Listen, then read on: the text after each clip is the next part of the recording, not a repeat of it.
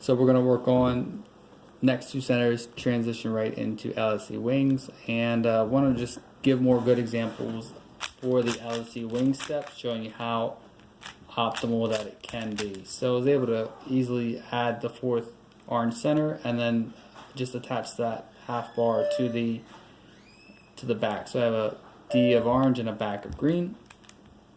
I don't want to do CMLL here. It's very important to not do CMLL after doing first two blocks, because you kind of mess up the optimal efficiency of the LSEwings by doing that, because you can actually mess up CMLL trying to do the LSEwing quickly and efficiently. But let's go ahead and look at some cases. So the first thing I want to look for is I see that I've got a good pair.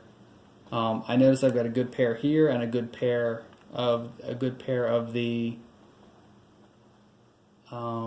red-green pair, and I'm also looking for another good opportunity, and I do see it actually. So I'm going to wind up, when I am able to solve this pair with an R with a quarter turn, I'm able to also solve this pair.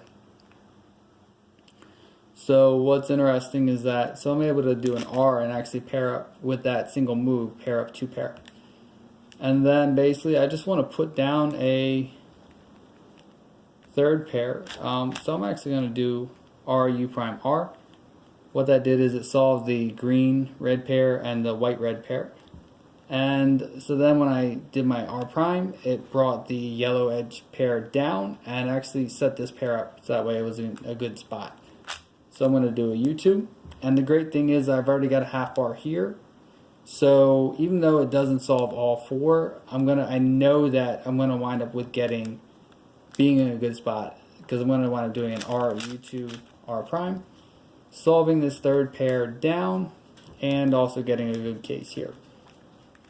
What that's also done is given me a good case for my two of the last centers. So I can do a U, so that way when I do my M2, and then I do my U prime, and I recognize my case, I know that I can either pair up with a wide R prime, and in this case, because when I do my wide R prime, I look here, I don't see my small triangle, so I know that instead of doing a wide R prime, I'm going to do a wide L prime and a U2 trigger.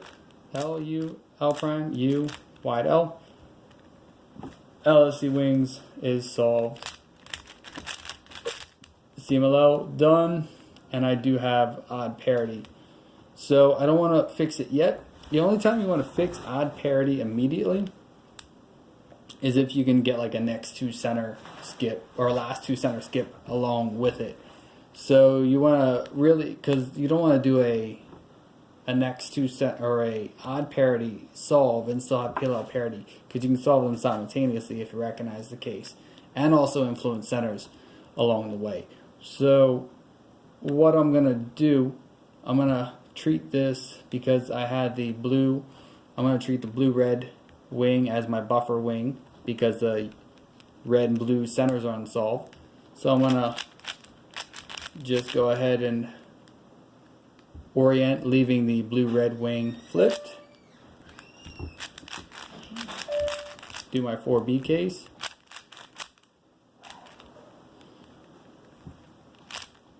So now I'm here, and actually I have an odd parity and even parity. So I'm going to do L prime, U2, L, U2, rotate, R, U2, R, U2, F2, R, F2, L prime, U2, L, U2, R2, and then only swapping these last two centers, and cube solve.